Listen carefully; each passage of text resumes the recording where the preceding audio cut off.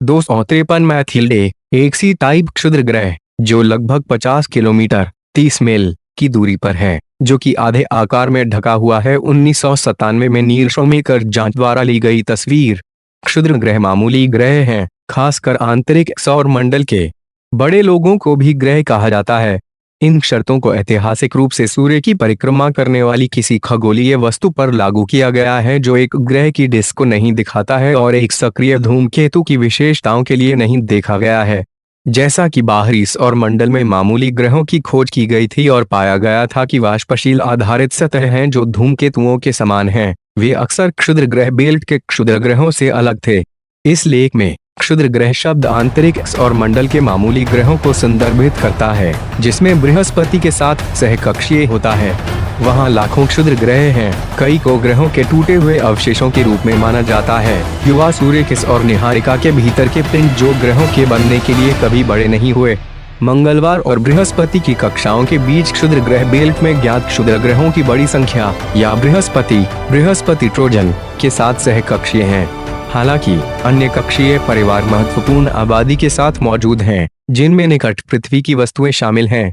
अलग अलग क्षुद्र ग्रहों को उनके चारित्रिक स्पेक्ट्रा द्वारा वर्गीकृत किया जाता है, जिनमें से अधिकांश 3 मुख्य समूहों में गिरते हैं: सी टाइप, एम टाइप और एस टाइप। इनका नामकरण आमतौर पर कार्बन समृद्ध धातु और सिलिकेट स्टोनी रचनाओं के साथ किया गया था। क्षुद्र ग्रहों का आकार बहुत भिन्न होता है, कुछ 6000 किमी तक पहुंचते हैं। क्षुद्र ग्रहों को धूमकेतु और उल्कापिंड से अलग किया जाता है। धूमकेतु के मामले में अंतररचना में से एक है, जबकि क्षुद्र ग्रह मुख्य रूप से खनिज और चट्टान से बने होते हैं। धूमकेतु धूल और बर्फ से बने होते हैं। इसके अलावा क्षुद्र ग्रहों को सूरज के करीब गठित किया गया है, जो कि उपरोक्त धूमिल बर्फ के विकास को रोकता है। क्षुद्र ग्रहों और उल्कापिंडों के बीच का अंतर मुख्य रूप से आकार का होता है। उल्कापिंडों का व्यास 1 मीटर से कम होता है, जबकि क्षुद्र ग्रहों का व्यास 1 मीटर से अधिक होता है।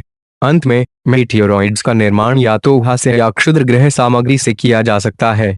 केवल एक क्षुद्र ग्रह चारवेस्ता, जिसमें एक अपेक्षाकृत परावर्तक सतह होती है, सामान्य रूप से नग्न आंखों को दिखाई देती है, और यह केवल बहुत ही गहरे आसमान में होता है जब यह अनुकूल रूप से तैनात होता है।